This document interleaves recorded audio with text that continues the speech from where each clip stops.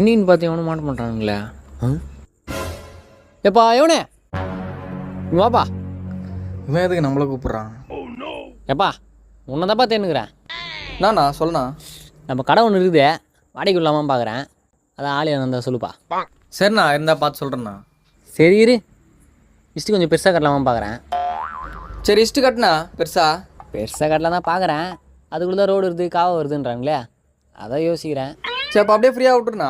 ஏன் இஷ்டு கட்டுறேன்? ஃப்ரீயாக விட்டு எப்படிப்பா, கடை காலியாக இருக்குது, அதான் வாடகை இல்லாமன்னு பார்க்குறேன். யோ கடை வாடகை கொடுப்பறே இல்லையா?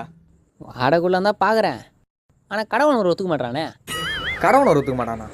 சரி அவன் வந்துட்டான், நீ கிளம்பு, நானும் கிளம்புறேன். இவன் கடை ஓனர்னா அப்போ இவன்? டேய் வாடா எங்க நாடா அவன்கிட்ட பேச்சு.